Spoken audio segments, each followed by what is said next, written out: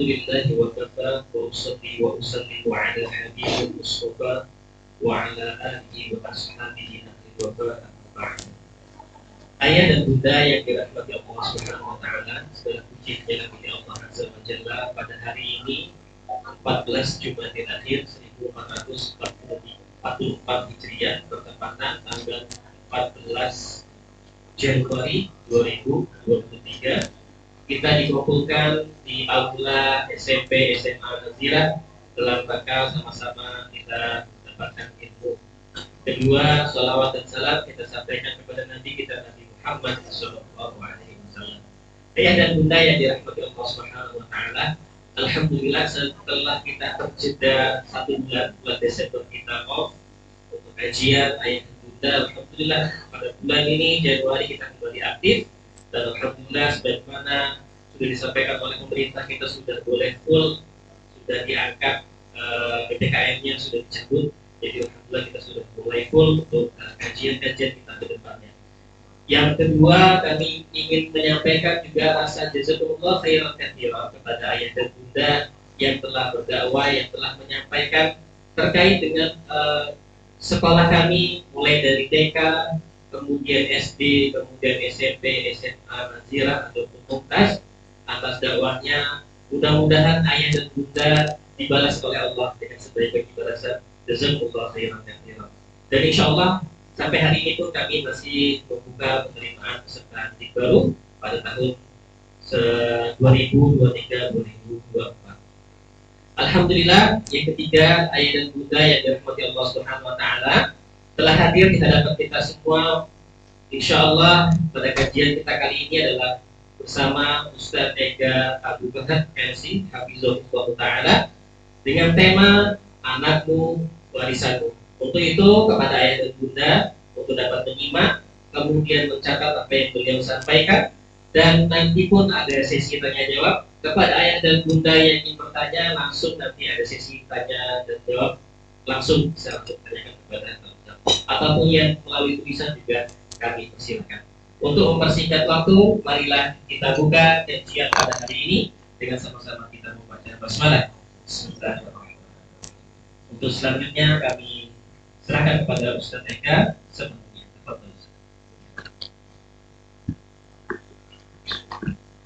Assalamualaikum warahmatullahi wabarakatuh.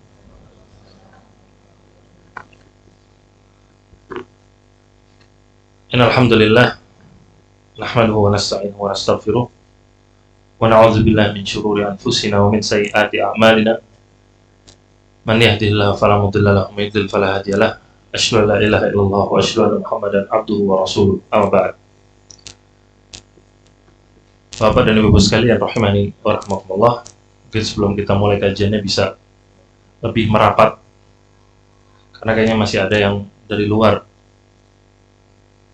Nah, mungkin bisa lebih merapat.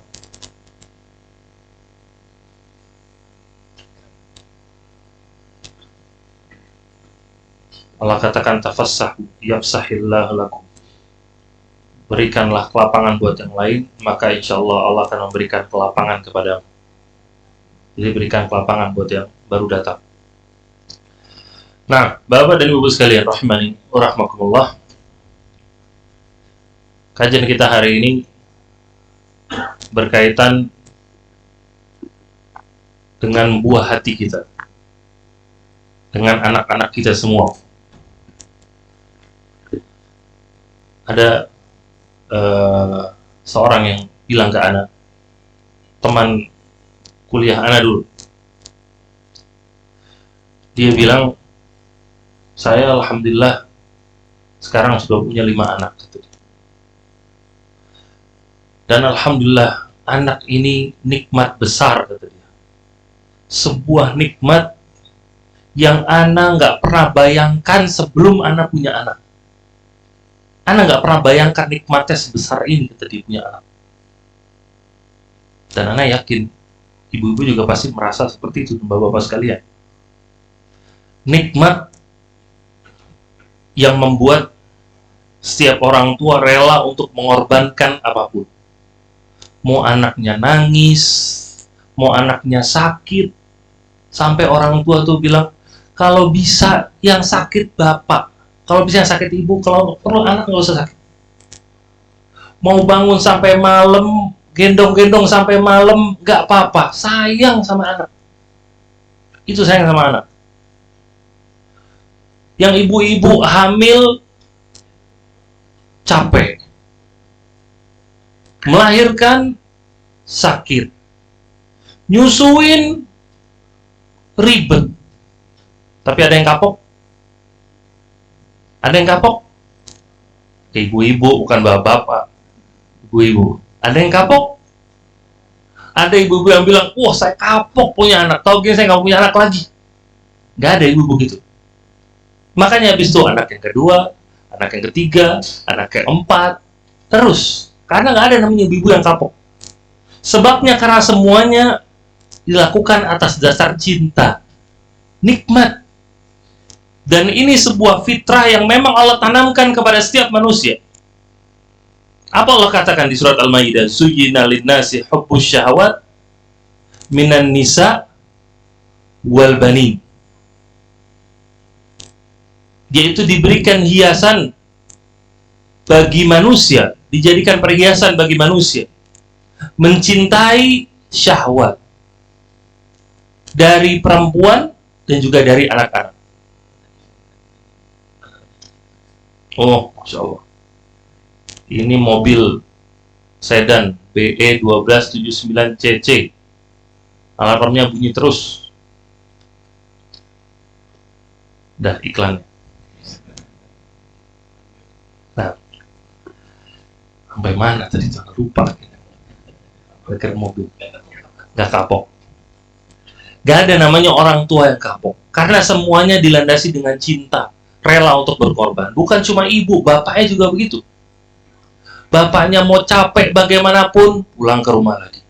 Bahkan ketika pulang ke rumah udah capek kerja dari pagi, ketemu sama anak, capeknya hilang, Pak? Apa nambah? Nah. Capeknya hilang, seneng, gembira ngelihat anak-anak. Kalau ngelihat anak-anak udah tidur, gimana diciumin anak-anak, dipeluk anak-anak, kadang sedih. Kenapa kerja bisa sampai sore, bisa sampai malam gak ketemu anak-anak masih pada main. Sekarang udah pada tidur. Sedih. Makanya dalam Islam, anak-anak itu nikmat. Nikmat besar. Ada orang-orang yang mereka gak punya anak. Bertahun-tahun nikah. Berjuang untuk mau punya anak. Tapi Allah belum takdirkan buat mereka. Bahkan berusaha puluhan sampai ratusan juta dikeluarkan buat punya anak. Anak kenal orang ngambil proses bayi tabung, pergi ke Malaysia, program bayi tabung 2 minggu, ngeluarin 120 juta di Malaysia. Hasilnya 0, gagal. Pulang ke Indonesia, berapa tahun kemudian dia ngumpulin duit, berangkat lagi ke Malaysia, proses bayi tabung lagi. Harganya udah naik, berapa tahun kemudian, 100 berapa juta. 2 minggu di sana, alhamdulillah berhasil. 1 anak 250 juta. 1 anak. Kebalikannya, ada orang tua yang anak kenal, ini bapaknya. Dia bilang, Ustaz, anak takut dekat-dekat sama istri anak. Nempel dikit hamil. Ini orang anaknya ada 8. Takut Ustaz, nempel dikit hamil. Lihat. Ini kita harus syukuri. Alhamdulillah banyak dari kita dikasih kemudahan sama Allah punya anak. Mudah, nggak perlu keluarin duit banyak-banyak. Mudah. Itu jadi perhiasan di rumah kita semua. Kenikmatan besar. Makanya orang tua mau mengorbankan apapun buat anaknya. Biarin capek, biarin lapar, biarin sakit, yang penting demi anak. Makanya nikmat besar.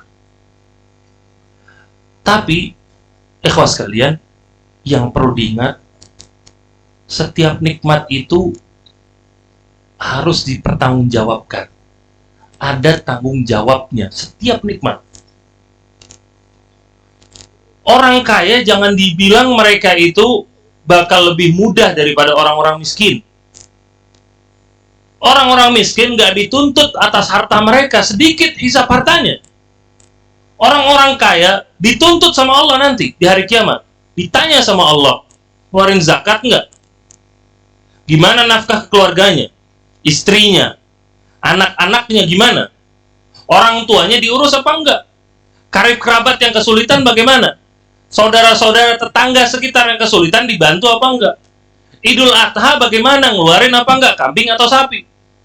Idul Fitri bagaimana? Zakat fitrah dikeluarkan apa enggak? Semua ditanya sama Allah, karena itu pertanggungjawaban dari nikmat harta yang dia miliki. Itu tanggung jawabnya dia. Nah, anak juga selain nikmat, anak itu juga tanggung jawab.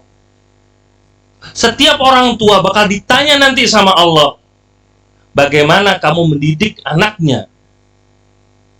Anaknya jadi seperti apa? Sholat apa enggak? Akidahnya bagaimana? Akhlaknya bagaimana? Yang ditanya sama Allah nanti orang tuanya, bukan gurunya. Allah nggak bakal manggil nanti di hari kiamat, manggil gurunya, enggak. Kemudian orang tuanya tanya aja gurunya, saya nggak tahu. Nggak bisa. Oh, saya kerja, saya sering kerja, tanya sama istri saya yang sering di rumah. Nggak bisa. Allah bilang, ya ayyuhalladzina amanu qu anfusakum wa ahlikum nar. Wahai orang-orang yang beriman, jauhkanlah dirimu dan keluargamu dari api neraka. Ini ayat bukan anjuran. Bukan anjuran, bukan sunnah, jangan masuk ke neraka, enggak. Ini ayat perintah.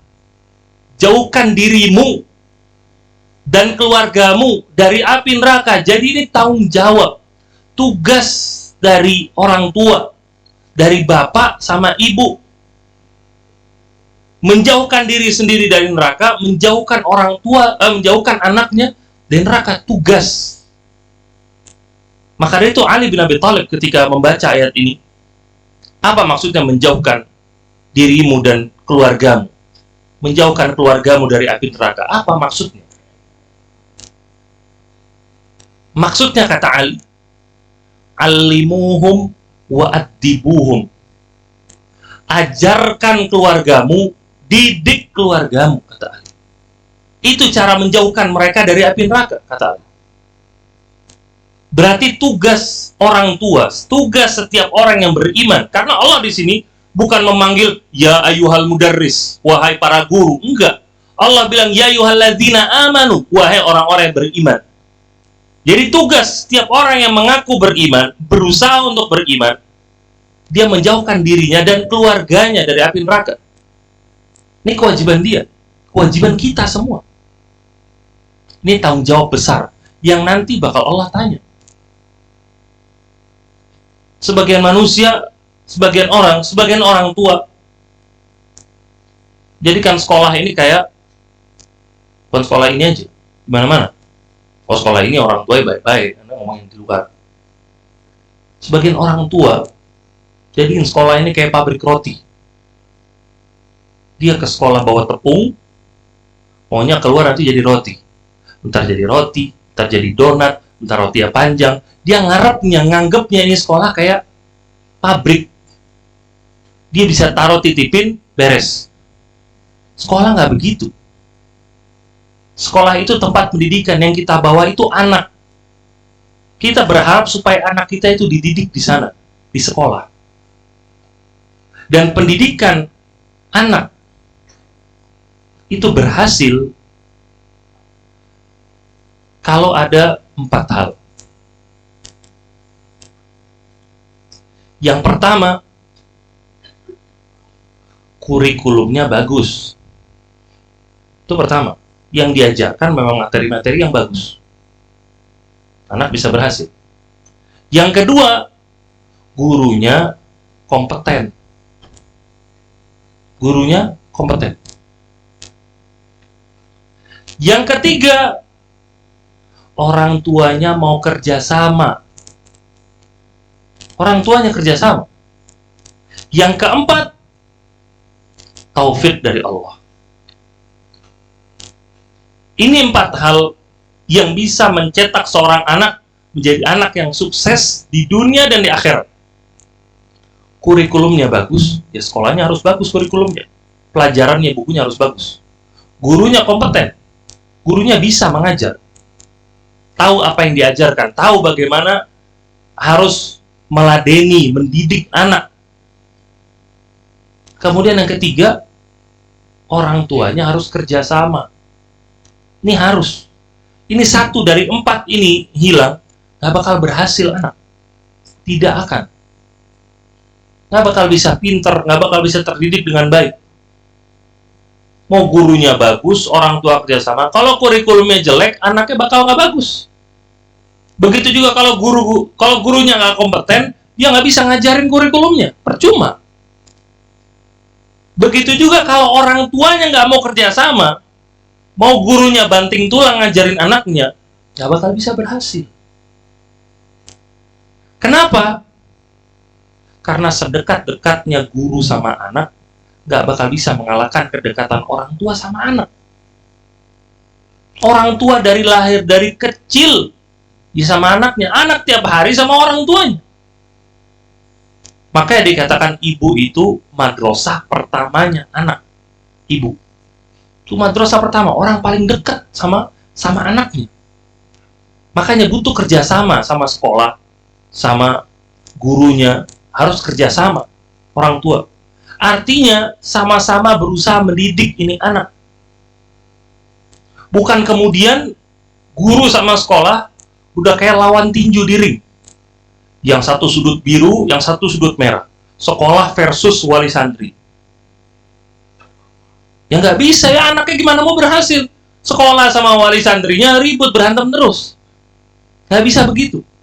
Kerjasama dalam artian program-program sekolah, kurikulum sekolah, dia berusaha untuk menanamkan juga ke anak. Selain ditanamkan sama gurunya, ketika dia pulang ke rumah, dia suruh anaknya untuk murojaah, untuk ngerjain PR-nya, untuk ngulang-ulang pelajarannya. Itu kerjasama namanya. Apa-apa yang sudah ditanamkan di sekolah, orang tua juga berusaha supaya anak ini mengamalkannya di rumah. Ada sekolah-sekolah yang mereka mengajarkan kepada anak-anak untuk selalu sholat sunnah, contohnya. Kalau sekolah, beres. Pas sholat zuhur, setelah sholat zuhur, sholat sunnah. Pulang ke rumah, orang tua juga harus menanamkan itu. Dia pulang ke rumah, sholat maghrib, habis sholat maghrib, sholat sunnah. Habis sholat isya, sholat sunnah. Ditanamkan. Ini kerjasama namanya. Hari Sabtu, Minggu, ajarkan ke mereka juga untuk tetap belajar. Itu pengajaran ke mereka. Namanya belajar itu seumur hidup. Belajar itu bukan Senin sampai Jumat. Itu kerja namanya. Kita belajar sampai mati. Jangan ajarkan ke mereka ada hari libur untuk belajar. Ajarkan ke mereka tiap hari harus belajar. Bagaimanapun caranya, bagaimanapun bentuknya, sedikit atau banyak, yang penting belajar tiap hari. Ini dari Senin sampai Jumat belajar, hari Sabtu biarin main pakai handphone. 24 jam, 2 kali 24 jam, handphone terus ya, biarinlah mumpung di rumah. Biarin mumpung di rumah dia istirahat. Dari Senin sampai Jumat belajar terus. Akhirnya dia terbiasa. Oh, berarti ada ya hari libur untuk belajar. Akhirnya apa? Kalau liburan sekolah belajar nggak? Oh, belajar di sini. Anak ngomongin 2. Libur seminggu, 2 minggu, 3 minggu, sebulan, walah megang buku. Nggak megang buku sama sekali, satu kertas dibalik aja nggak. Kenapa? Karena diajarkan ada hari libur sama orang tua. Nggak ada kerjasama. Harusnya kerjasama. Di hari Sabtu, anak-anak juga tetap belajar. Walaupun mungkin porsinya dikurangi, waktunya berbeda, tapi tetap ada waktu-waktu mereka untuk belajar. Jadi itu dididik semuanya. Itu kerjasama namanya semuanya. Nah, dan diamalkan nanti. Ini tanggung jawab kita bersama. Bapak dan Ibu sekalian, rahimani wa rahimakumullah. Dan anak itu juga ujian. Selain nikmat, tanggung jawab, anak itu juga ujian. Harta itu ujian. Harta itu nikmat, tanggung jawab, ujian. Orang diuji dengan hartanya. Ini punya duit banyak-banyak, dia bakal sedekahin nggak? Dia punya rumah yang nyaman, kasur yang empuk, AC yang dingin, ini orang bakal bangun nggak sholat subuh? Tepat waktu. Bakal ke masjid nggak? Dia punya mobil, punya motor, bagus, ke masjid apa enggak? Itu ujian buat dia. Nah, anak juga demikian. Anak itu juga ujian buat kita semua, buat orang tua. Ujian kita bisa sabar apa enggak mendidik dia. Namanya anak itu terkadang salah, anak terkadang nakal, terkadang bikin kesel, terkadang bikin pusing, terkadang bikin kepala panas. Ya enggak, Pak? Bapak yang tahu, ibu nggak tahu. Udah pulang ke rumah, udah capek, dia lompat sini, lompat sana, naik ke atas ini, ini banting itu dilempar, asap. Sabar, jangan ngamuk, karena anak itu ujian. Selain nikmat tanggung jawab, anak itu juga ujian. Allah sendiri yang katakan, innama amwalukum wa auladukum fitnah, kata Allah. Sesungguhnya harta kalian dan anak kalian itu fitnah, ujian, kata Allah. Nah, Bapak dan Ibu sekalian, rahmani wa rahmakumullah. Ada beberapa pesan dari ulama kepada kita semua tentang bagaimana kita mendidik anak kita. Yang pertama, setiap orang tua harus menyadari peran besar yang dia miliki. Harus sadar. Orang tua itu perannya nggak kecil, perannya besar. Apa yang ditanam sama orang tua, ya anaknya jadinya seperti itu. Allah Ta'ala mengatakan, atau Nabi SAW dalam hadisnya mengatakan, kullu mauludin yuladu alal fitrah, fa'abawahu yuhawidani, au yunassirani, au yumajjisani. Setiap anak, kata Nabi SAW, itu dilahirkan di atas fitrah, suci putih, di atas Islam. Kemudian kedua orang tuanya yang menjadikan anak itu menjadi anak Yahudi, menjadi anak Nasrani, menjadi anak Majusi. Kata Nabi, orang tuanya yang menentukan dibawa kemana. Jadi anak itu lahir, contohnya, udah bisa ngomong belum? Belum. Bisanya nangis. Ini tiba-tiba anaknya ngomong kotor. Anaknya sering ngomong kotor, sering ngebohong, sering nyakitin orang. Yang tanggung jawab siapa? Orang tuanya. Dia mungkin mendengarkan hal itu dari lingkungan mungkin. Tapi harus dididik di rumahnya. Gak boleh ngomong kotor. Dan orang tua harus berani menghukum. Karena itu bahaya. Itu kerusakan di lisan dia. Bakal berpengaruh ke akhlak dia. Merusak kepribadian dia sedikit demi sedikit. Digerogoti. Nah, yang bertanggung jawab orang tua. Sekarang ada anak ngomongnya kotor. Sama orang tua kurang ngajar. Sama orang-orang yang lebih tua nggak tahu adabnya. Kenapa? Terkadang karena orang tuanya nggak ngajarin. Orang tuanya baru pulang kerja, anak-anaknya nggak biasa dididik untuk datang salam dulu ke orang tuanya. Akhirnya dicuekin aja orang tuanya. Dia biasa cuekin orang tua, biasa dia nanti begitu. Biasa kalau dipanggil sama orang tua nggak datang. Itu anak seperti itu harus dididik supaya selalu taat sama orang tua, dididik, diajarkan. Dan itu harus dimulai dari usia dini, dari kecil harus diajarkan, ditanamkan kepada mereka. Karena itu bakal berpengaruh nantinya. Jadi peran dari orang tua itu sangat-sangat besar. Kemudian yang kedua kata para ulama, orang tua harus banyak-banyak mendoakan anak. Harus sering-sering doain anak. Karena doa itu silahul mukmin, senjatanya orang beriman. Jadi orang beriman itu, andalannya dia itu, doanya dia kepada Allah. Itu andalannya dia. Dan bahkan dulu para nabi dan rasul, kok bisa mereka memiliki anak-anak yang soleh? bagaimana Ibrahim punya Ismail, punya Ishak, bagaimana Yakub punya Yusuf, dan yang lain-lain. Bagaimana Zakaria punya Daud. Nah, kemudian bagaimana bagaimana Maryam punya Isa alaihissalam. Kok bisa mereka menjadi anak-anak yang soleh? Salah satu sebabnya adalah karena mereka itu selalu didoakan sama orang tuanya. Mereka itu didoakan dari sebelum mereka lahir. Dari sebelum mereka lahir. Zakaria alaihissalam berdoa kepada Allah, surat Al-Imran. Hunalika da'a Zakaria rabbah.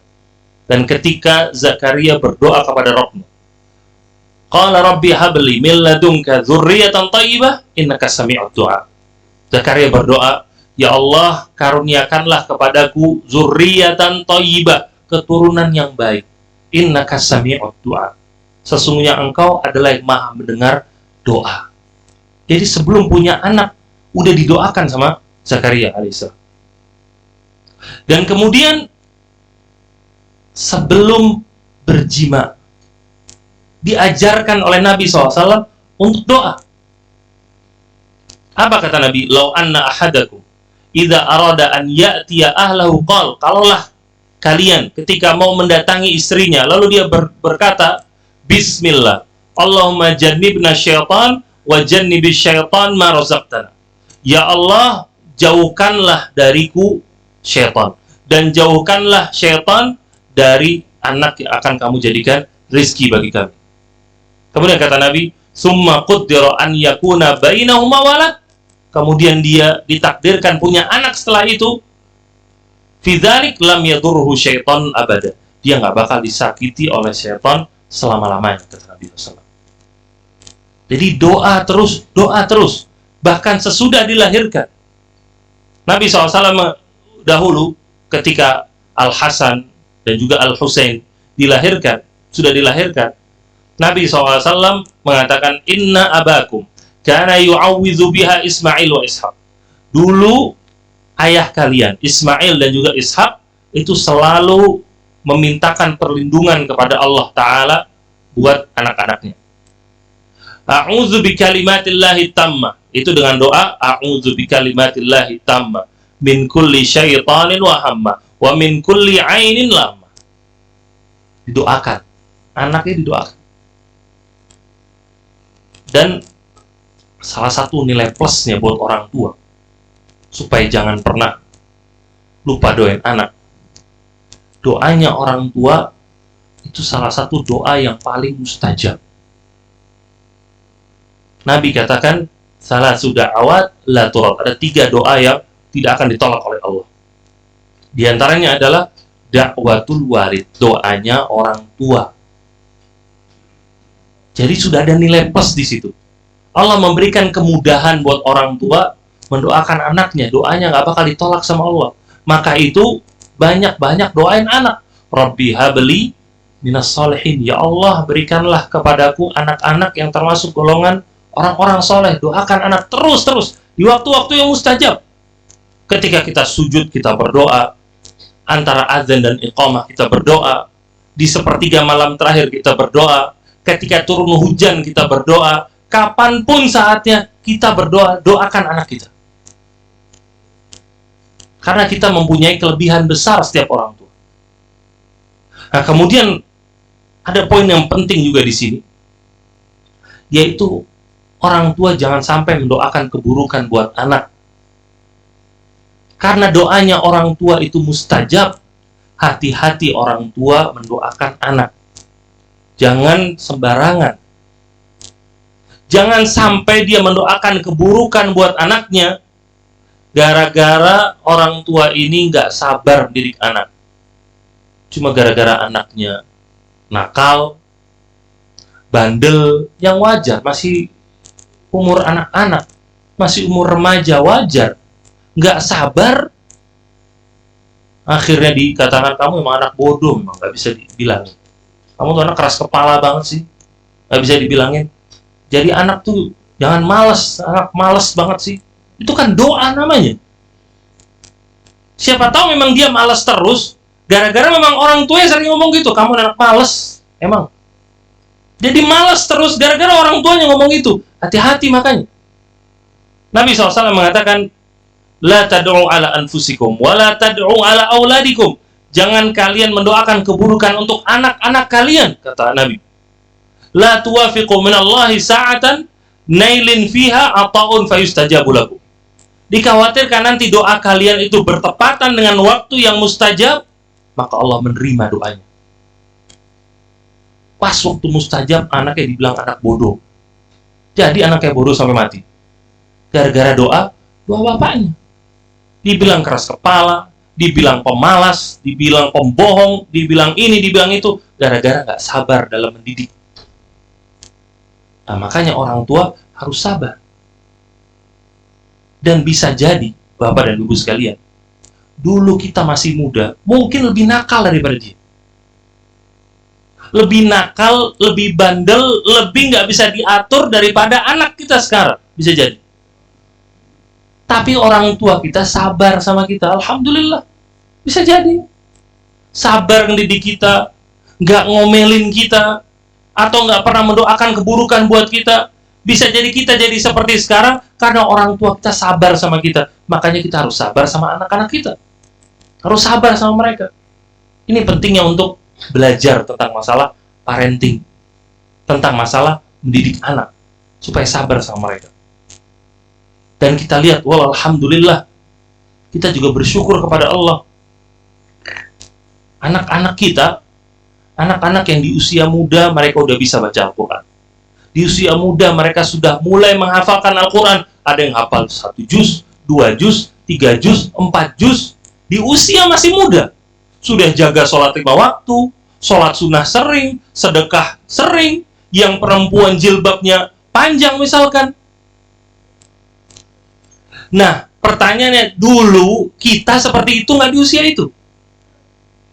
Di usia itu kita udah bisa baca Al-Quran belum? Sudah hafal berapa juz kita Al-Quran dulu? Jilbabnya udah dipakai apa belum? Bukan sepanjang apa. Kadang banyak yang belum pakai waktu seusia itu dulu. Jadi butuhnya sabar. Kita juga pernah ada di posisi itu. Tapi orang tua kita sabar sama kita. Nah, namanya anak, apalagi remaja, memang mereka itu semangatnya atau tenaganya itu berlebih.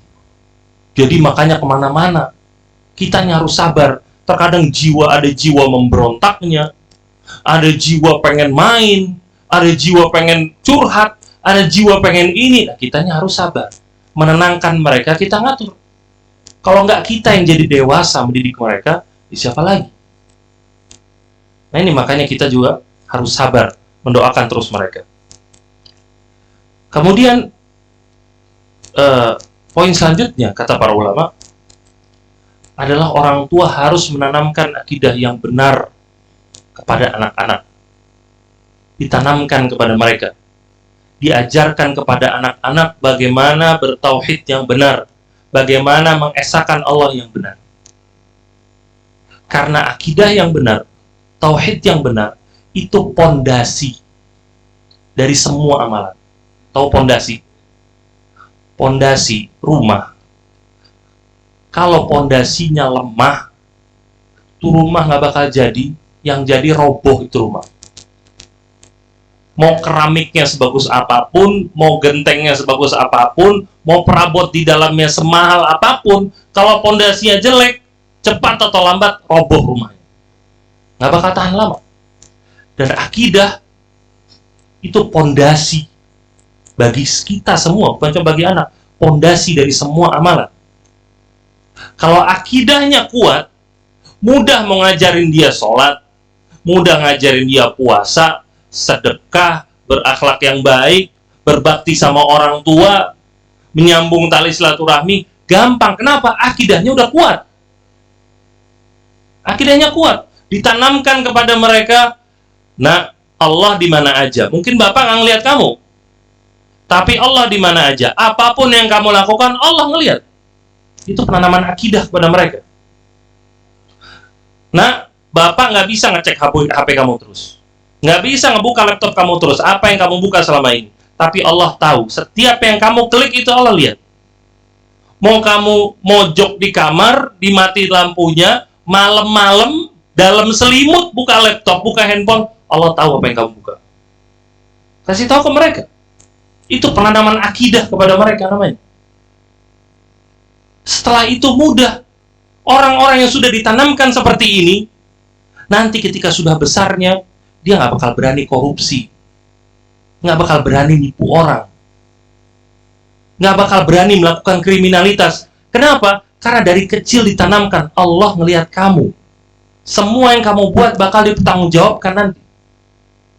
Karena sebab banyak kriminalitas, banyak yang maksiat, karena akidahnya lemah. Dia nyolong duit orang, dia korupsi dari orang lain, karena dia kira Allah nggak lihat. Dia kira nggak ada yang ngelihat, nggak bakal ada pertanggungjawaban nantinya. Tapi nanti ada pertanggungjawabannya. Maka itu pentingnya penanaman akidah kepada anak-anak. Ajarkan kepada mereka, ini siapa yang nyiptain semuanya. Ajarkan kepada mereka, siapa yang memberi kamu rizki. Siapa yang kasih kamu jajan itu siapa. Jangan tunjukkan ini jasa orang tuamu, ini jasa bapakmu. Bukan itu yang ditanamkan ke mereka. Tapi tanamkan ke mereka, Allah yang ciptain kamu, Allah yang kasih kamu rizki. Beribadah sebagai syukur kepada Allah. Ajarkan ke mereka. Kalau kamu bersyukur sama Allah, Allah bakal tambahin rizkinya kamu. Kamu mau handphone baru, sholat yang banyak, sedekah yang banyak. Apa kata Allah? La in syakartum la azidannakum. Kalau kamu bersyukur, akan aku tambahkan nikmat kamu. Ajarkan ke anak-anak ini. Rizki dari Allah, bukan dari Bapak. Doa sama Allah, berusaha, ibadah sama Allah. Mudah-mudahan Bapak dikasih rizki, kamu dikasih rizki, kamu mau beli apa aja bisa. Doa sama Allah. Ini tanamkan ke mereka. Jangan anak-anak diajarkan minta-minta. Minta sama bapakmu, minta sama ibu. Diajarin suka minta-minta. Lebaran, keliling ke karib kerabatnya, diajarin suka minta-minta. THR, mau jajan. Ajarin mereka doa sama Allah.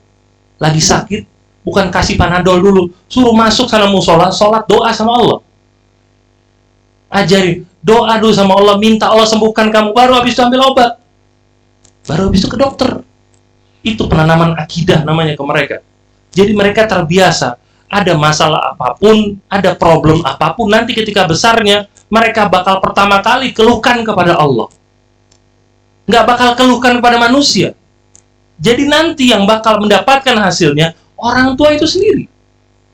Nggak capek nanti ketika tua, anaknya ngeluh ini, anaknya ngeluh itu, anaknya berantem masalah warisan, berantem masalah duit. Apa sebabnya? Karena dari kecil ditanamkan yang ngasih rezeki orang tua. Yang ngasih uang itu orang tua dari manusia. Itu penanaman dari kecilnya seperti itu. Diajarkan minta-minta. Akhirnya besarnya materialistis. Nggak pernah doa sama Allah. Sholatnya cuma sholat Jumat. Ke masjid, nanti pas Idul Fitri baru ke masjid. Puasa Ramadan, puasa depan orang tua. Siang-siang makan, siang-siang minum. Depan orang tua, puasa lagi. Kenapa? Karena nggak ada penanaman akidah dalam hati. Ini pentingnya untuk menanamkan kepada mereka semua. Kemudian Bapak dan Ibu sekalian, poin berikutnya kata para ulama, tunjukkan selalu kasih sayang dan kelembutan buat anak. Tunjukkan selalu kasih sayang dan kelembutan buat anak. Mendidik anak bukan berarti gamparin anak. Nah, mendidik anak bukan berarti ngomelin anak. Ada yang dulu nanya ke ada pertanyaan, Ustadz, anak capek nasihatin anak-anak, ngomel-ngomel, anak-anak nggak pernah mau dengar. Yang nyuruh ngomel-ngomel terus siapa? Nggak ada namanya ngajarin itu ngomel terus. Kita aja dulu di kelas, kalau gurunya ngomel terus di kelas, mau dengerin nggak? Nggak mau. Guru ngomel aja terus ceritanya. Nggak mau kita denger. Nah, kita di rumah jangan ngomel terus. Karena dakwah, nasihat, pendidikan buat anak itu pertama kali harus disampaikan dengan lembut. Kalau lembut nggak bisa, lembut lagi. Kalau lembut nggak bisa, lembut lagi. Karena memang dasarnya namanya nasihat disampaikan dengan lembut dulu. Kecuali kalau dia melihat ini butuh sekarang ini harus lebih kasar. Yaitu kasar di sini maksudnya harus lebih keras. Maka pada saat itu keras. Tapi yang dominan harus lembutnya. Anak ini harus tahu bahwasanya orang tua itu orang tua yang lembut sama dia. Bukan orang tua yang sering zolimin dia, bukan orang tua yang sering gebukin dia, bukan orang tua yang sering nyabet dia. Jangan sampai itu yang selalu diingat sama anak. Anak harus ingat bahwasanya orang tua saya ini sayang sama saya, lembut sama saya. Makanya Allah Ta'ala mengatakan fabima rahmatin minallahi linta lahum walau kunta faddan ghalidhal qalbi lan faddu min hawlik. Allah katakan dengan rahmat Allah maka kamu berlemah lembut kepada mereka. Kalau kamu keras hati, jahat kepada mereka, lan faddu min hawlik, mereka bakal kabur dari sekelilingmu. Dan ini Nabi SAW disampaikan atau diberikan nasihat oleh Allah untuk mendakwahi masyarakat. Masyarakat bakal kabur. Sekarang gimana kalau anak kita kabur, gak boleh dengerin nasihat kita, gara-gara kita keras terus sama dia. Nah, karena yang kita inginkan itu, bagaimana nasihat itu diterima sama mereka. Nabi SAW dulu itu suka untuk main sama anak-anak, cium mereka, digendong mereka, didengar bagaimana keluh kesah mereka. Nabi melakukan hal itu. Beliau itu Nabi loh, punya tugas ngurus umat. Beliau itu Nabi, punya tugas ngurus sahabatnya. Tapi di sisi lain beliau tetap suami dan ayah. Maksudnya apa? Nggak ada alasan buat suami nggak ngedidik keluarganya. Nggak ada alasan. Sibuk kerja, sibuk dagang, sibuk bisnis, jadi nggak sempat mendidik keluarga. Bukan alasan. Nabi istrinya 9, Bapak istri berapa, Pak? 8? Enggak kan? Nabi istrinya 9. Nabi istrinya 9, Nabi tetap mendidik keluarganya, tetap mendidik istrinya, tetap kita kebagian ilmunya. Karena beliau juga keluar tetap mengajarkan kepada para sahabatnya. Beliau itu pintar masalah memanage waktu. Banyak orang tua dia bilang nggak ada waktu karena nggak dijadikan prioritas sama dia. Sesuatu kalau sudah dijadikan prioritas, bakal diberikan waktu khusus. Itu kalau sudah jadi yang namanya prioritas buat dia. Nah, namanya orang tua, khususnya kita juga ayah, kita harus memprioritaskan waktu untuk bergaul sama anak-anak. Untuk sayang sama mereka, bermain sama mereka, harus kasih waktu. Walaupun mungkin terkadang bukan hari tertentu, terkadang Sabtu sama Minggu, terkadang ya di sela-sela kesibukan, tapi selalu berikan waktu ke mereka, tunjukkan perhatian kepada mereka, hubungi mereka, ajak bagaimana masalahnya mereka. Karena kurangnya kedekatan orang tua sama anak, nggak pernah ngobrol, nggak pernah main, bisanya ngomel aja, akhirnya anak-anaknya curhatnya keluar. Makanya habis itu pada pacaran, jalan sama cowoknya, jalan sama ceweknya.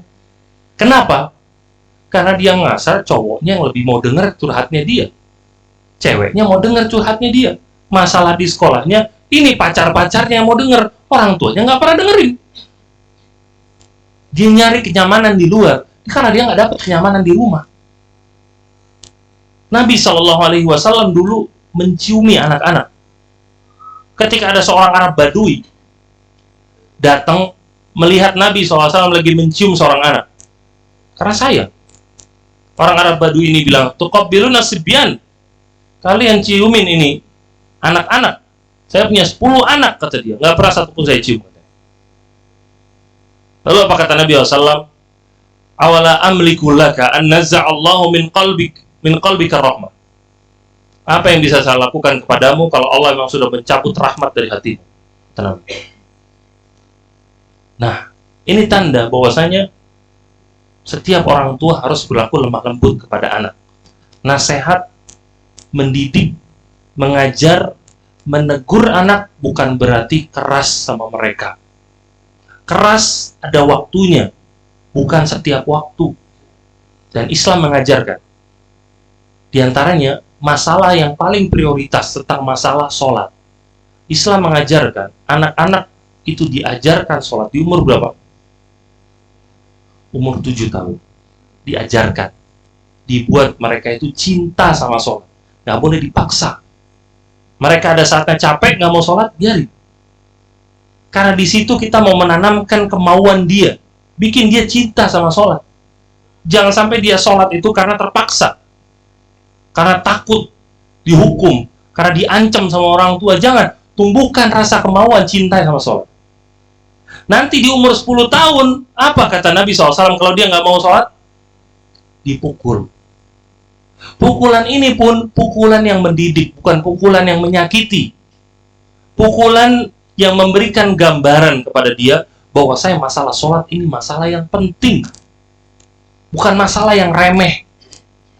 Ini masalah sholat aja umur 10 tahun. Ini apalagi masalah-masalah yang lain. Dikit-dikit cubit. Dikit-dikit pakai gesper, dikit-dikit pakai sendal, dikit-dikit ini, dikit main fisik terus ke anaknya. Ini masalah sholat aja umur 10 tahun, apalagi masalah-masalah yang lain. Dan masalah mukul ini aja kata para ulama, nggak boleh seorang itu mukul, karena sholat ini dengan tangannya itu ketiaknya sampai terlihat. Jadi benar-benar nggak boleh terlihat, dalam artian pelan. Bukan pukulan yang menyakiti, tapi pukulan yang menyadarkan. Ini penting loh ini. Kalau udah keangkat tangan itu ngegampar namanya. Pak, pingsan langsung. Nah, saking kencengnya. Dan bahkan kata para ulama, umur 10 tahun seorang anak, tapi nggak pernah diajarin sholat di umur-umur sebelumnya, nggak boleh dipukul. Jadi bukan berarti udah umur 10 tahun semua pukul sini, pukul sini, pukul sini. Bukan berarti begitu. Sudah ada pendahuluannya, sudah ada pendidikan tentang pentingnya sholat dari umur 7 tahun. Selama 3 tahun udah ada. Baru ujungnya, kalau nggak mau, boleh dipukul sebagai teguran supaya sadar. Bukan tahu-tahu, pak, baru nasihatin sekali. Baru nasihatin 2 kali. Udah dipukul, udah dicubit. Ini 3 tahun, berapa kali nasihat? 3 tahun. Masalah sholat. 5 kali waktu sholat dalam 1 hari, 365 hari dalam setahun, kali 3 tahun. Berapa kali itu ngajakin sholat? Sehari 5 kali, 3 tahun. Baru ujungnya pakai mukul. Makanya tadi Nabi bilang, lembut, kalau nggak bisa, lembut, kalau nggak bisa, lembut, kalau nggak bisa, lembut, baru terakhir keras. Karena masalah sholat aja ribuan kali disampaikan, baru ujungnya mukul. Itu pun nggak boleh menyakiti. Seperti itu indahnya Islam. Bukan mengajarkan kekerasan. Buat anak-anak ini mengingat hal-hal yang baik dari orang tua. Banyak anak-anak yang mentalnya terganggu karena nggak mendapatkan kasih sayang dari orang tuanya. Yang dia ingat orang tuanya jahat. Yang dia ingat orang tuanya sering mukul. Yang dia ingat orang tuanya sering menghukum. Akhirnya udah gede nggak mau berbakti sama orang tua. Nah, udah gede nggak mau ingat jasanya orang tua. Udah, karena dia ingat orang tua itu jahat sama dia. Ini makanya penting buat kita semua untuk nggak cepat emosi, sabar. Karena lemah lembut ke mereka itu memudahkan pendidikan mereka. Mudah. Kalau sudah lembut ke mereka, kita mau nasihatin mereka gampang. Masuk semuanya. Karena mereka tahu niat kita itu tulus, jujur, ikhlas. Mudah untuk mendidik mereka. Kemudian yang berikutnya, kata para ulama, adalah selalu menasehati dan mengarahkan anak. Dan poin ini setelah poin untuk menyayangi mereka. Seperti tadi yang saya sebutkan. Karena kelemah lembutan dengan penerimaan nasihat itu berkaitan satu sama lain. Makin lembut seorang kepada anaknya, insya Allah makin mudah anaknya untuk menerima nasihat. Dan orang tua harus mau menasehati, harus mengarahkan anaknya, diajarkan untuk belajar itu bagaimana caranya, diajarkan belajarnya di mana, diajarkan bagaimana adab-adab sehari-hari, bagaimana adab-adab Islam, bagaimana ketika makan, bagaimana ketika minum, bagaimana ketika masuk kamar mandi, apa adab sebelum tidur, apa adab kepada tamu, apa adab kepada teman, apa adab kepada karib kerabat. Ajarin ke mereka itu semua. Sekolah itu membantu. Sekolah itu membantu yang nggak bisa dilakukan sama orang tua, membantu. Karena aslinya tugas mendidik itu tugasnya orang tua. Itu aslinya. Tugas utamanya itu sebenarnya harusnya mendidik. Jadi orang tua atau sekolah itu membantu yang nggak bisa dilakukan sama orang tua. Orang tuanya sibuk untuk bekerja, untuk mencari nafkah. Nggak bisa. Makanya dimasukin ke sekolah. Atau di sekolah itu ada guru yang kompeten. Gurunya bagus. Saya kurang kompeten. Saya dulu belajarnya masalah-masalah umum. Saya mau mendidik agama kepada anak-anak. Nggak ada masalah, masukin ke sekolah. Tapi dalam hal-hal yang lain, yang kita bisa, kita tanamkan ke anak-anak. Adab-adab Islam ajarkan ke mereka. Akhlak-akhlak yang baik ajarkan ke mereka. Dan juga jangan ragu-ragu untuk menegur anak. Jangan pernah ragu-ragu. Kalau anak salah, tegur anak-anak itu. Kalau butuh diomelin, omelin anak-anak itu. Kenapa? Karena kalau bukan orang tuanya yang negur, siapa lagi? Kalau bukan orang tuanya yang nasihatin, siapa lagi? Justru anak-anak mereka itu sebenarnya menunggu untuk ditegur sama orang tuanya. Makanya anak-anak kalau mau melakukan sesuatu yang dia udah tahu salah, dia bakal ngeliat ke orang tua itu. Ya kan? Ini tegur nggak? Orang tuanya diem, dia lakuin. Karena dia nunggu untuk ditegur. Anak-anak itu sering salah. Kita aja sering salah, apalagi anak-anak. Anak-anak itu sering salah. Memang umurnya untuk sering salah. Nah, kita tugasnya menegur mereka.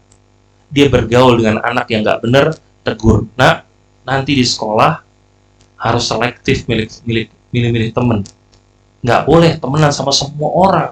Cari teman-teman yang soleh, teman-teman yang akhlaknya bagus, teman-teman yang belajar jago, main juga seru.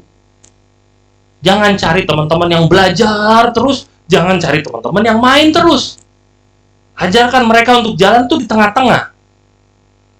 Seperti itu mengajarkan mereka. Itu mengarahkan namanya. Hati-hati, nanti kamu di lingkungan bakal dengar perkataan-perkataan yang kotor. Perkataan-perkataan yang jelek. Jangan ikut-ikutan. Jangan ngebully anak-anak. Ada yang lebih kecil daripada kamu. Ada yang lebih muda daripada kamu. Ada yang lebih kurus daripada kamu. Ada yang lebih culun daripada kamu. Jangan dibully. Dan tegur teman-teman kamu yang ngebully. Ajarkan kepada mereka, tanamkan seperti itu. Ketika datang tamu, ayo salam. Ayo ketemu sama tamunya. Ketika sedang bertamu ke rumah orang, ajarkan ke mereka untuk sopan, duduknya sopan, masuk assalamualaikum, salam ke mereka semuanya, kemudian dengarkan pembicaraan mereka. Bukan anak-anaknya dibiarin main handphone terus. Sekarang kita aja kebalikannya, kalau ada tamu, salah satu dari tamu kita main handphone aja terus. Enak gak? Gak enak. Kita lagi jalan berdua sama orang, ini orang yang sama kita main handphone terus. Enak gak? Gak enak. Karena itu adab yang gak baik memang. Nah itu diajarkan kepada mereka. Anak-anak butuh pengajaran itu, pendidikan itu. Dan khususnya, tadi seperti disebutkan Bapak dan Ibu sekalian, tentang pendidikan agama anak. Itu harus selalu ditanamkan, karena itu bakal berpengaruh ke kehidupan mereka semua. Orang-orang yang zalim, ketika sudah besar, yang menjadi kriminal ketika sudah besar, bisa jadi sebabnya, bahkan sebab utamanya adalah karena nggak punya landasan agama ketika mereka masih muda. Mereka nggak punya.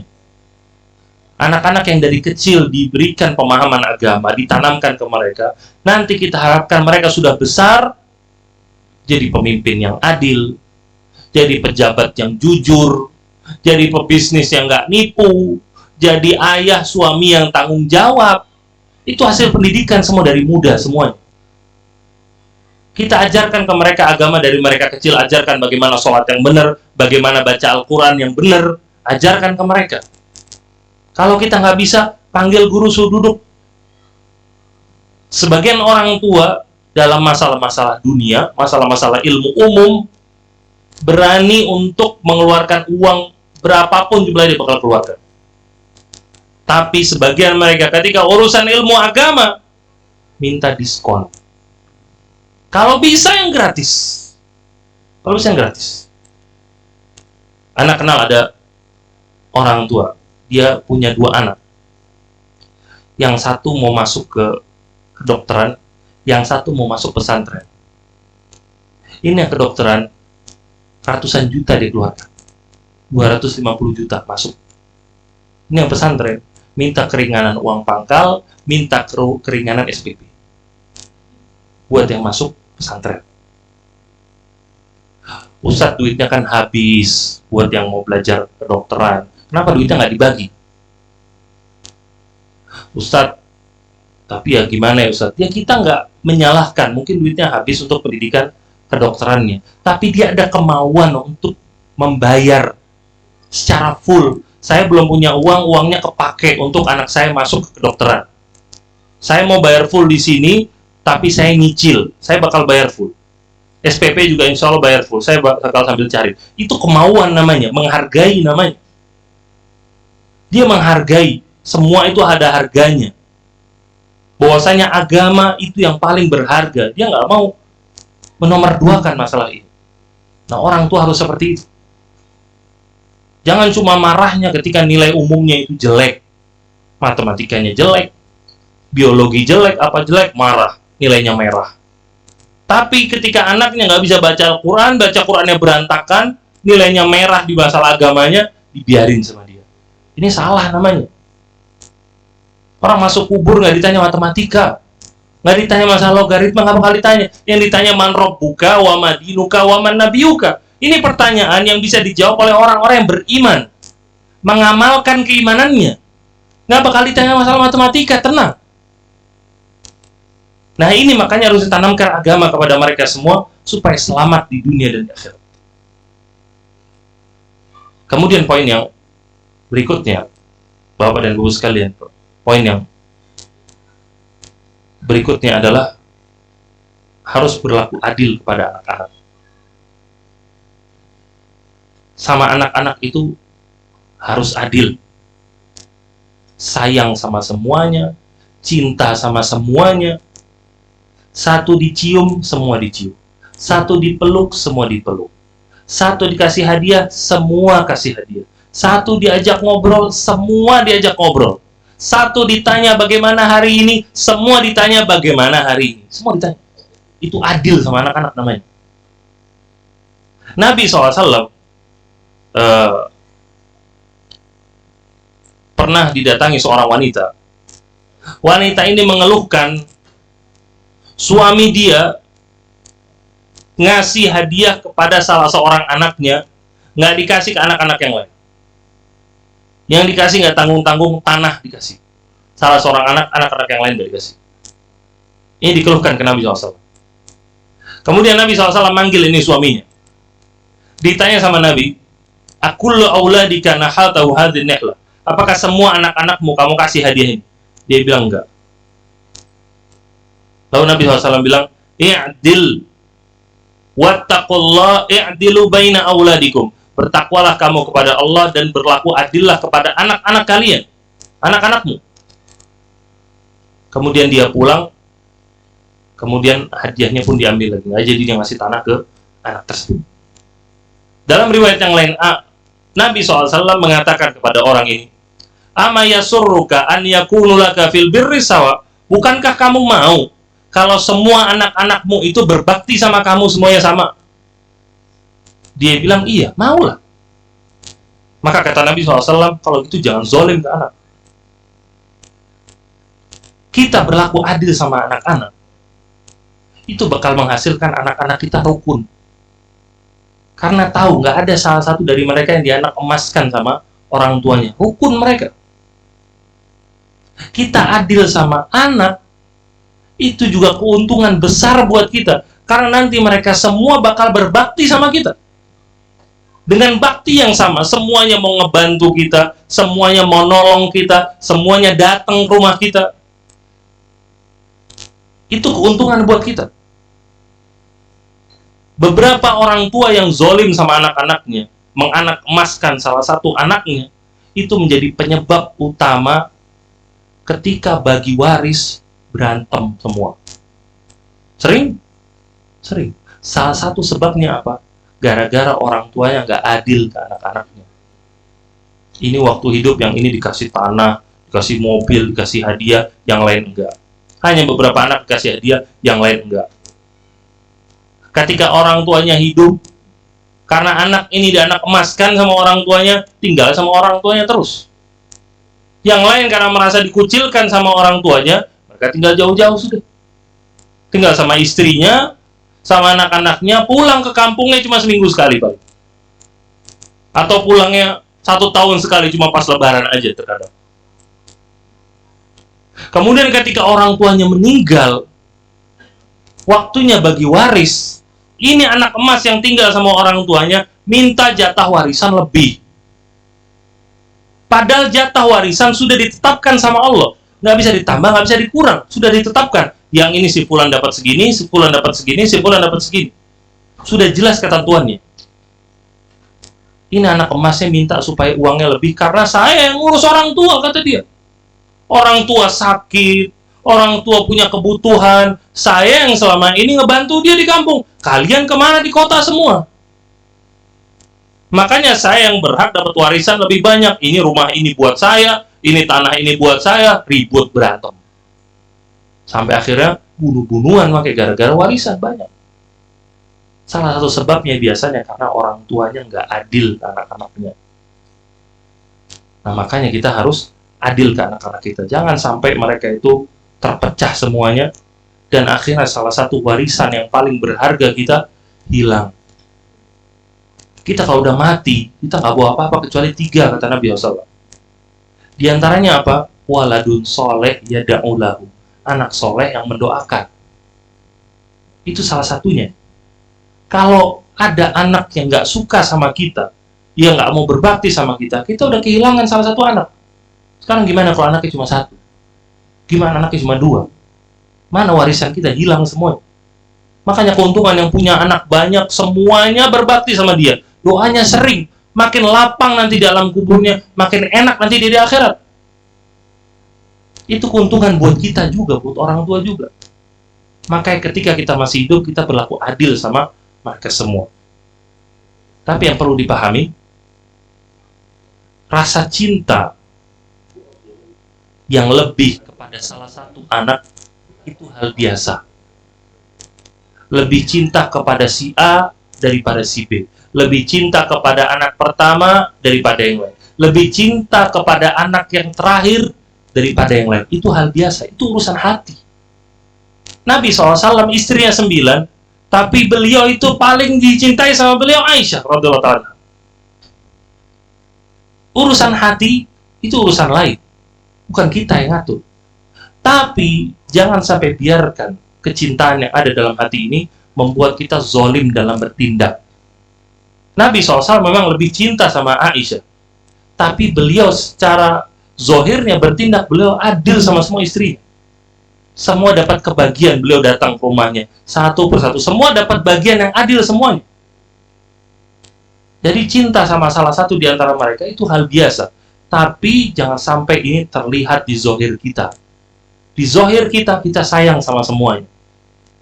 Nah, kemudian Bapak Ibu sekalian, yang terakhir.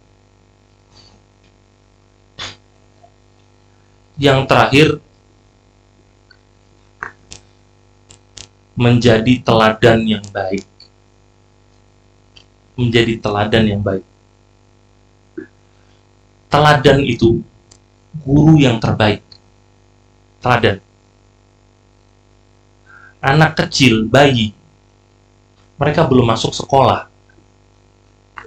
Umur dari bayi, 1 tahun, 2 tahun, belum masuk sekolah. Tapi mereka udah bisa ngomong, udah bisa jalan, udah bisa minta sesuatu, udah bisa manggil papa, mama, abi, umi, udah bisa. Kenapa? Ngikutin. Dia ngikutin. Biasa bapak yang ngomong gini, dia ikutan. Biasa bapak ini lihat-lihat nih mainan, lihat tuh mainan lihat. Nanti dia ngikutin, lihat. Nah, dia ikutan karena itu jadi teladan buat dia. Nah, kalau kita mau anak-anak kita jadi anak soleh, kita jadi orang soleh. Bapaknya jadi orang soleh, ibunya jadi orang soleha. Nanti anaknya bakal jadi anak soleh. Namanya teko, tau teko? Teko kalau isinya kopi, jangan ngarep yang keluar air putih. Teko isinya kopi, yang keluar kopi. Isinya teh, yang keluar teh. Kalau orang tuanya nggak pernah baca Al-Quran, jangan ngarep anaknya bakal jadi penghafal Al-Quran. Jangan ngarep, percuma, nggak bakal bisa. Karena nggak ada teladan dari orang tuanya. Semua kalau kita tanya orang tua, mau anak yang soleh? Mau. Mau anak yang berbakti? Mau. Tapi dikasih teladan yang baik nggak? Enggak. Orang tua di rumah main handphone terus, dengerin musik terus, nonton TV terus.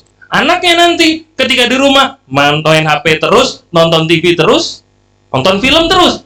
Kenapa begitu? Bapaknya begitu, ibunya begitu. Ngarep anaknya ke masjid, bapaknya nggak ke masjid.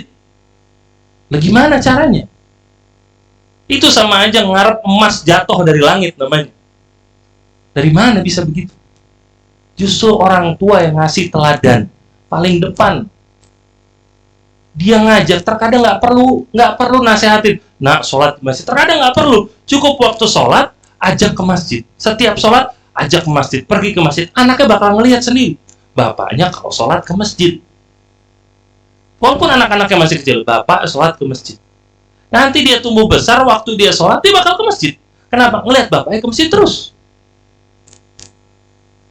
Bapaknya baca Al-Quran, ibunya baca Al-Quran, dia bakal ngelihat, dia bakal baca Al-Quran. Bahkan anak bayi aja, anak masih kecil, dia ngelihat bapak sama ibu yang baca Al-Quran, dia bakal ambil apapun yang ada di hadapan dia bakal baca. Mudah-mudahan yang seakan-akan tuh kayak Al-Quran. Karena dia niru di situ. Dia niru. Makanya dulu para ulama, mereka mencetak anak-anak mereka. Salah satunya kenapa anak-anak mereka jadi ulama juga. Ibnu Taimiyah rahimahullah ta'ala. Ibnu Taimiyah bapaknya qadhi, kakeknya ulama. Syekh Muhammad bin Abdul Wahab pun begitu. Beliau bapaknya ulama, kakeknya ulama, pamannya ulama. Dan para ulama-ulama yang lain banyak sekali, bapak sama anak, bapak sama anak. Kemudian yang sekarang masih hidup ada Syekh Abdul Razak rahimahullah ta'ala di kota Madinah dengan bapaknya Syekh Abdul Muhsin Al-Abbad. Dua-duanya ulama, dua-duanya ngajar di Masjid Nabawi. Dua-duanya ngajar di Masjid Nabawi. Bapaknya ngajar, anaknya ngajar. Bayangkan. Ini ngajar bukan di masjid-masjid kecil. Ngajar Masjid Nabawi, bapak sama anak. Kadang anaknya kalau nggak ngerti, kata anaknya tanya sama bapak. Anak sebelum bilang begitu. Kenapa? Karena ada teladan di situ. Bapaknya perhatian sama ilmu, anak-anaknya pun perhatian sama ilmu. Dan bahkan Bapak dan Ibu sekalian, di antara sebab kegagalan pendidikan, gara-gara nggak ada teladan. Nggak dari orang tua, nggak dari guru, nggak ada teladan. Dia tahu kewajiban untuk sabar, kewajiban jadi orang yang memaafkan, dia tahu. Tapi kalau bawa mobil sama bapaknya, ada yang nyalip dikit, woi, bapaknya, klakson, ngomel, semua binatang keluar. Itu anak-anak ngerekam itu. Oh gitu toh kalau bawa mobil.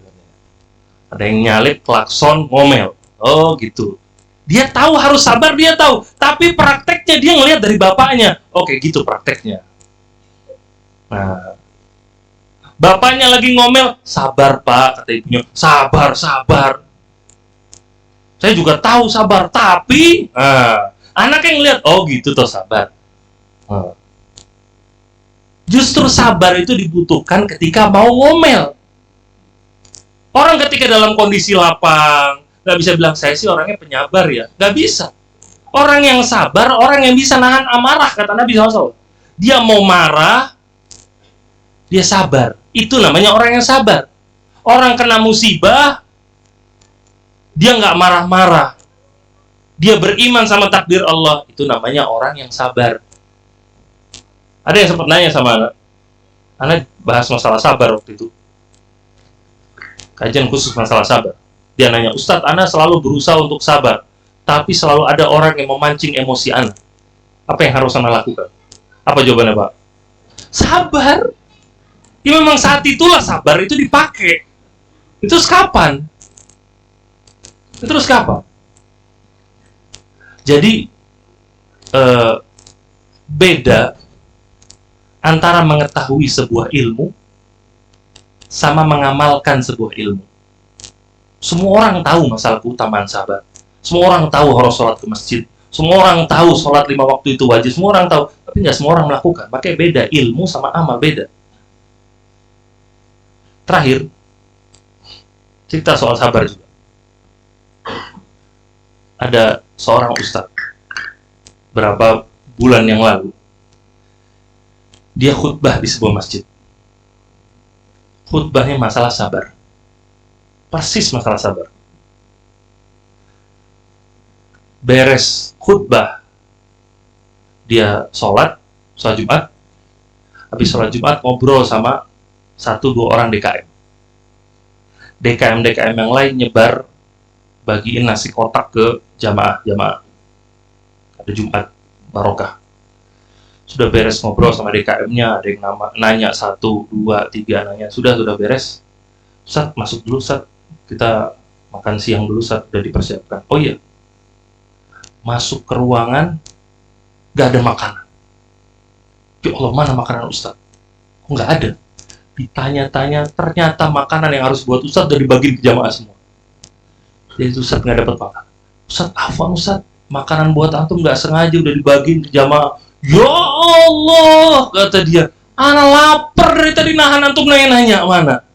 Udah kepikiran tuh orang semua makan nasi kotak. Antum gimana? Ana lapar masa gak ada makanan? Kata jamaahnya, Ustadz, antum kan tadi khutbah soal sabar Ustadz. Sabar. Nah ini faedahnya. Mengetahui sabar nggak sama seperti mengamalkan sabar. Wallahu ta'ala alam. Semoga ini bermanfaat bagi kita semua. Semoga Allah Ta'ala menjadikan kita menjadi orang tua yang baik dan mencetak anak-anak kita menjadi anak-anak yang soleh dan anak-anak yang solehah. Nah, kembalikan ke pembaca. Tafadhol. Baik, pada akhirnya jika ada yang bertanya, silakan. Baik, cukup dari ayat. Dari Bunda, jika ada yang bertanya, silakan.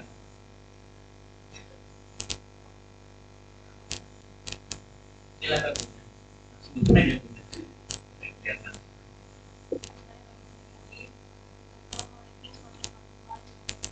Assalamualaikum.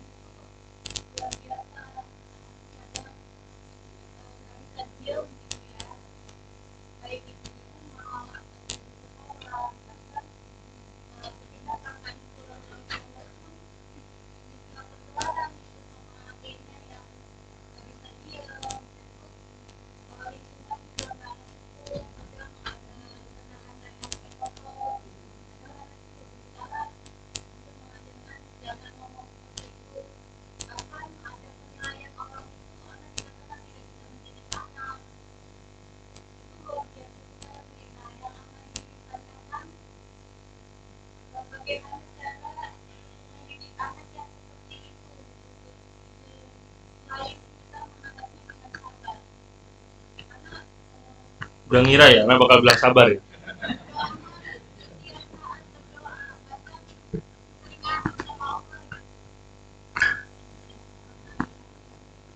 Tuh, udah dijawab, sabar. Iya, barakallahu fiik. Yang pertama yang ibu dapati bukan sesuatu yang luar biasa.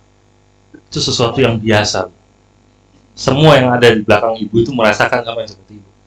Semua sama. Makanya tadi disebutkan, anak itu nikmat, anak itu tanggung jawab, dan anak itu apa? Ujian.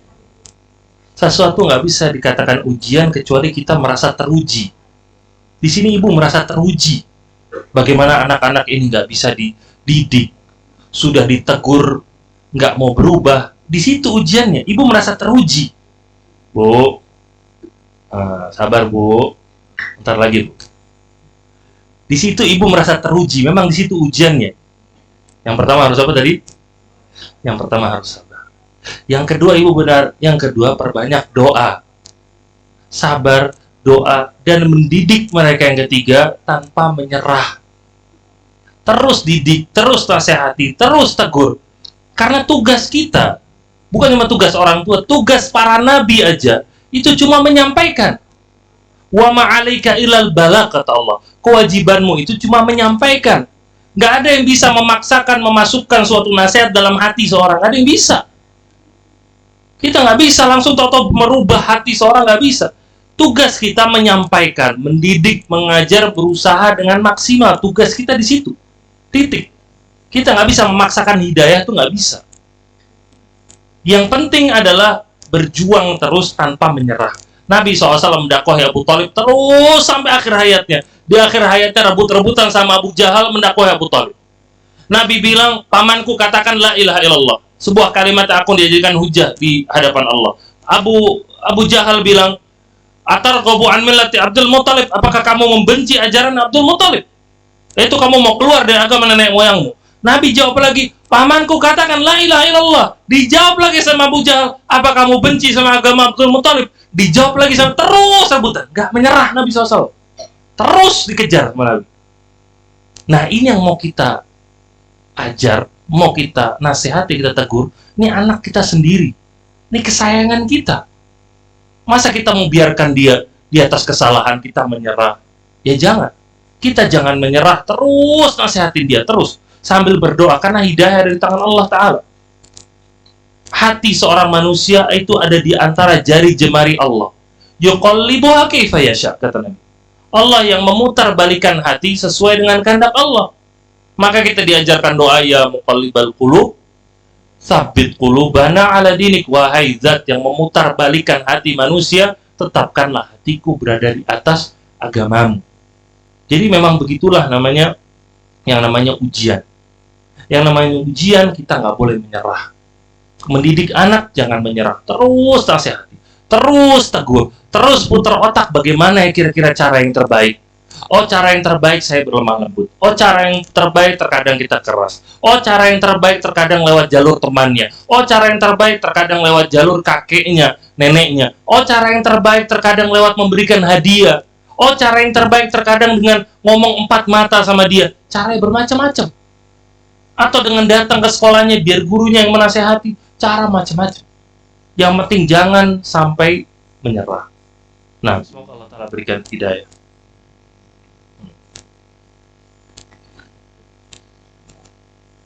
Ya, silakan. Insyaallah silakan ya. Salam.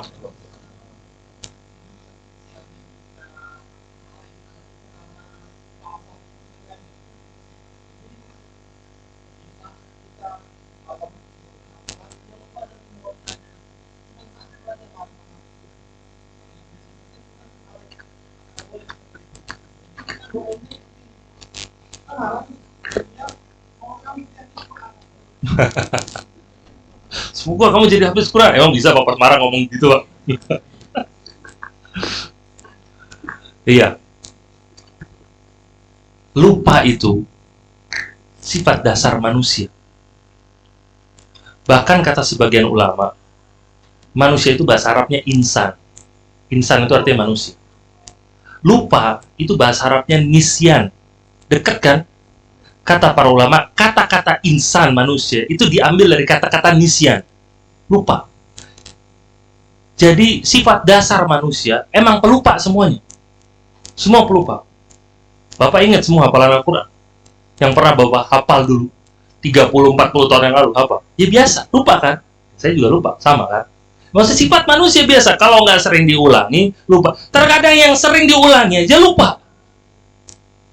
Makanya pas kemarin Corona, pada sholat jamaah di rumah, bacanya apa? Bacanya apa? Al-Baqarah kan? Nah, yang intinya, oleh karena itu, karena sifat pelupa itu sifat dasar manusia, Allah Ta'ala mengampuni kalau seorang manusia itu lupa. Nabi SAW mengatakan, Innallaha tajawaza an ummatil khata'a wa nisyana wa mastukrihu alaih. Bahwasanya Allah Ta'ala mengampuni dari hambanya kalau dia itu lupa, kelupaan, atau kalau dia salah, atau kalau dia dipaksa. Allah maafkan dia. Namanya juga lupa. Makanya Nabi SAW diantara juga menyebutkan, Man nama an sholatin au nasiyaha falyusalliha idza dzakaraha. Kalau ada orang yang ketiduran kemudian kelewat sholat atau lupa sholat, maka dia sholat ketika dia ingat. Jadi dia nggak dosa, tapi ketika ingat dia sholat, kata Nabi. Karena lupa itu sifat biasa. Nabi SAW pernah lupa. Nabi SAW pernah sholat asar cuma 2 rakaat. Nabi habis itu keluar dari masjid. Para sahabat tengok-tengokan, ini sholat 2 rakaat. Gak ada yang berani negur Nabi. Abu Bakar gak berani, Umar gak berani. Gak ada yang berani negur. Masa Nabi disalahin sholat kenapa cuma 2 rakaat? Akhirnya, salah satu sahabat yang mendapatkan julukan Dzul Yadain, beliau keluar dari saf, datengin Nabi SAW. Wahai Rasulullah, apa sholatnya tadi dikosor atau memang ada syariat baru? Kata Nabi, kenapa? Sholatnya cuma 2 rakaat, kata Nabi, asal. Kata Nabi, saya tidak kosor, saya nggak ada syariat baru. Ya udah, sholatnya cuma 2 rakaat. Nabi balik ke masjid, sholat nambah 2 rakaat.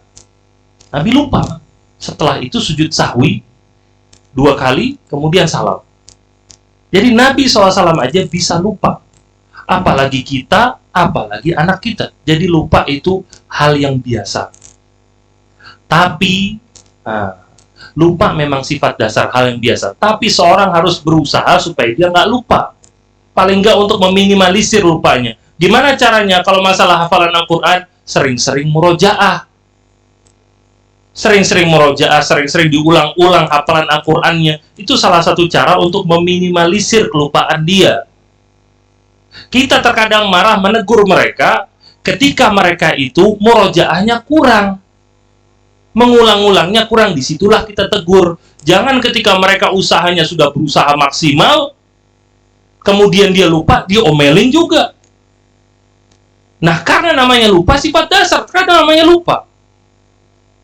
Nah, kemudian, tadi seperti Bapak bilang, ketika menegur dia, karena dia malas murojaah, kurang murojaahnya, makanya dia terlupa, tegur dia dengan bahasa yang baik.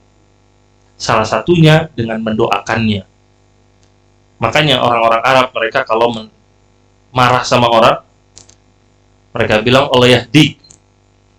Semoga Allah memberikan kepadamu hidayah. Allah yahdik. Dia ngomel sama orang itu. Allah yahdik anta. Semoga Allah memberikan kepadamu hidayah. Jadi yang keluar juga yang baik. Jadi nggak ada masalah, Bapak, kalau misalkan anaknya salah, didoakan dia. Semoga Allah Ta'ala menguatkan hafalannya. Itu nggak ada masalah, itu teguran buat dia. Jadi nggak ada masalah. Yang penting kita jaga lisan kita, jangan sampai keluar yang buruk atau doa yang buruk bagi anak. Semoga Allah Ta'ala menjadikan anak-anak kita sebagai anak-anak yang hafal Al-Quran dan juga mengamalkan Al-Qurannya menjadi amal jariah, warisan yang baik untuk orang tuanya. Wallahu ta'ala alam. Sampai di sini kajian kita. Wassallallahu ala nabiyina Muhammad wa ala alihi wa sahbihi wa atba'ihi biihsan. Wassalamualaikum warahmatullahi wabarakatuh. Subhanallah.